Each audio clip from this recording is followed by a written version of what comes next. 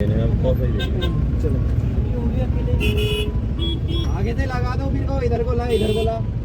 कैसे आदमी हो रहा?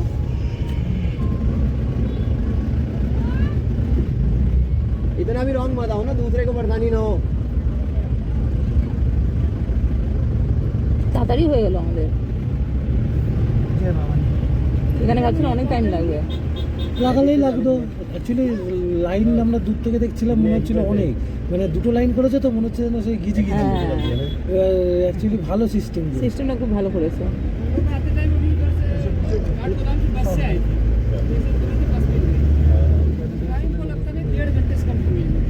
डेढ़ घंटे से कम लगा होगा।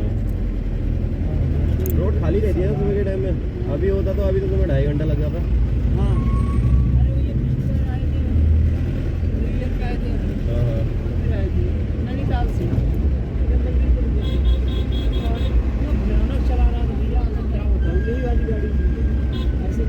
छोटी गाड़ी तो यहाँ हवा हवाई होती है। इतना तेज चल रहा था रात में, तीन बंदे अपने थे, आए तो बहुत लोग थे, यूनिवर्सिटी से आए थे, फिर जिसका एक साथ बैठता था वही अपने अपने गाड़ी में चलते थे। सबसे तेज पता लगा 4 गाड़ी हम लोग न्यूट्रल थी, हम लोग पूरी दिया पार्किंग में गाड़ी देखो। कहाँ के लिए? ये काट दो। सुबह 7 बजे से मिलना शुरू हो जाएगा, 6 साढ़े 6 7 बजे। बहुत जब ठंडी पड़ने लगती है तब अक्टूबर से जनवरी फरवरी तक कम रहती है। मार्च में भी हल्की रहती है, मार्च से अब तो ज़्यादा इधर में। जैसे आपकी साइड को पेपर वेपर होने लगेंगे ना, तब उसके बाद इधर भीड़ शुरू हो जाएगी, क्योंकि आदमी घूमते ही आते हैं।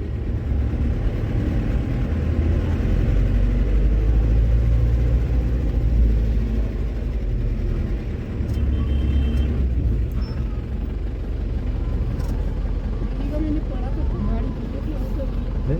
कोई खरगोश को नीचे से नीचे की साइड दीवार देते हैं, ऊपर की साइड ज़्यादा काटते हैं, রাস্তা ज़्यादा কি সুন্দর काटते না हैं। পাতা। পাতাগুলোই লাল। ये जो है, ये रोड है जो पहाड़ के ऊपर तो है, ये रोड पहले ऐसे ही होगा।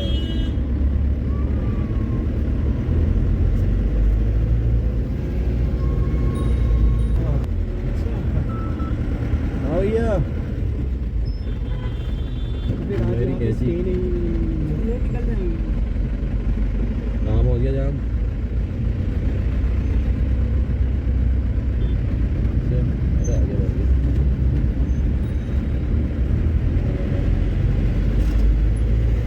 गाड़ी एक ही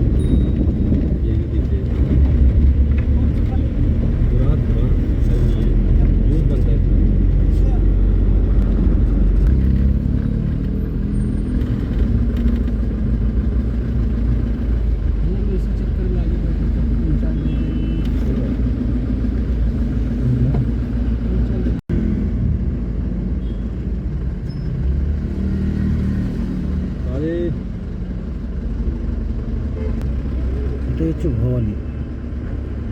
এখান থেকে সোজা রানীগঞ্জ যাওয়া যায়, এখান থেকে সোজা রানীগঞ্জ, আর এই সোজা গেলে এদিকে যাচ্ছি আমরা কাঠগোদাম স্টেশন, গেলে হালদোয়ানি যেখান থেকে আমরা এলাম, আর ডান দিকে গেলে নৈনিতা।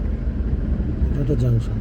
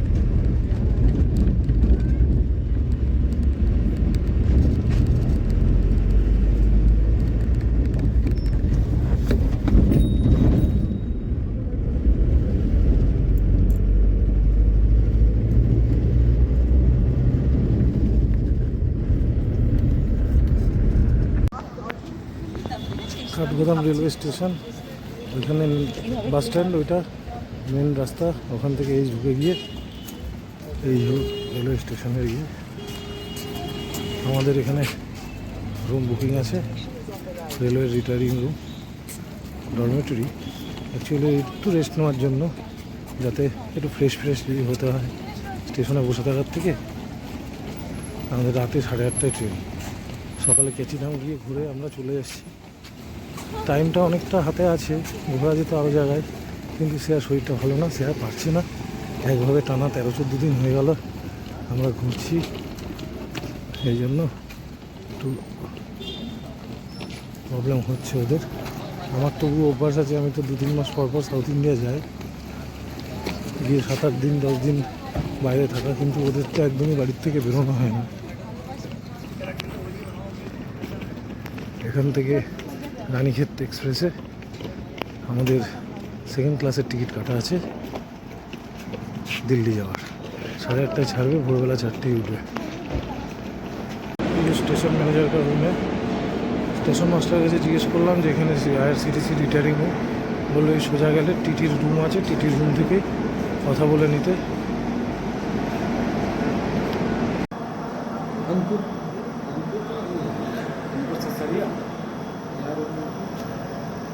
অফিস থেকে বললো এখন ডরমেটরিতে কেউ নেই, টোটালি আমাদেরই থাকতে হবে। এইদিকে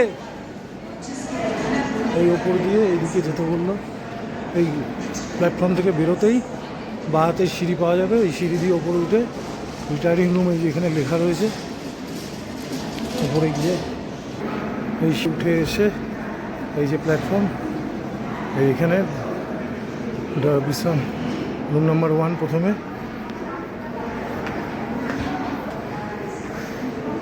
তারপরে রুম নাম্বার 2 লাস্টে, মাঝখানে ডরমেটরি। এই প্ল্যাটফর্মের বাইরে এক্সিট এখান দিয়ে।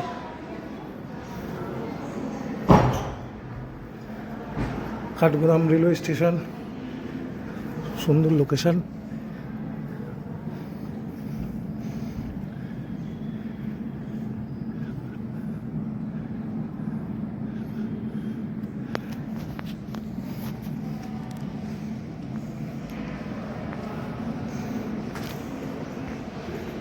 ডরমেটরিতে কেউ নেই, আমাদের চাবি দিল, পুরোপুরি আমরাই রয়েছি।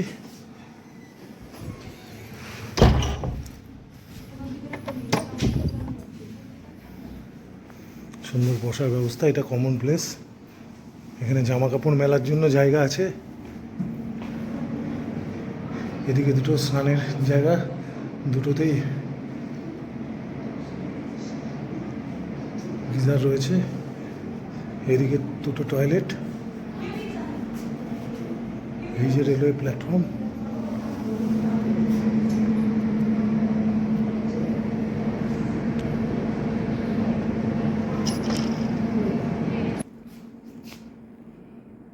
বেডগুলো সুন্দর।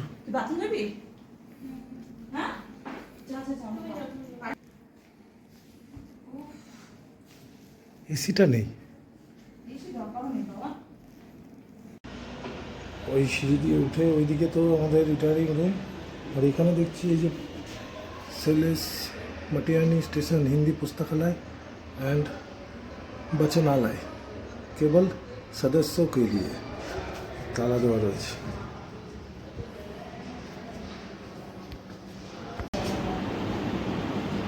স্টেশন দিয়ে ঢুকে ডান দিকে ক্যান্টিন, ক্যান্টিনের পাশে আছে ওয়েটিং হল, ওখানে খাওয়ার জল,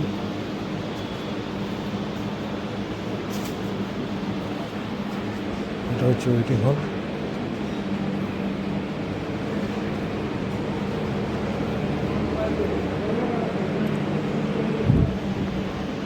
এটা সম্ভবত লেডিসদের, এটা হলো জেন্টসদের।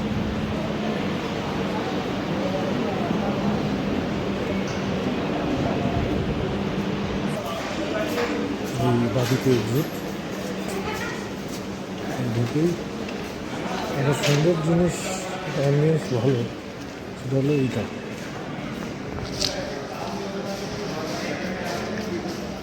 আজকে রং খেলা কাঠগুদামে, একটু স্টেশনের বাইরে এলাম দেখতে যে কীরকম আশেপাশের পরিবেশটা।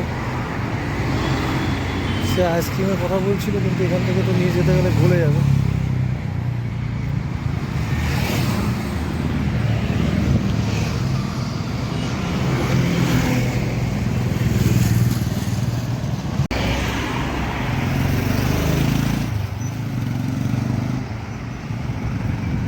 একটু হেঁটে হেঁটে বেরোলাম, একটু ওদের জন্য একটু লেবু আর আঙুর নিলাম। আঙুর এখানে 120 টাকা করে এখন বিক্রি হচ্ছে কেজি, 500 নিলাম 60 টাকা, আর লেবু 500 নিল এখানে 40 টাকা, মানে 80 টাকা কেজি, টোটাল 100 টাকা। 5টা লেবু হয়েছে, ঠিকই আছে। স্টেশনের পেছনে যে পাহাড়টা, সেই পাহাড়ের ভিউ।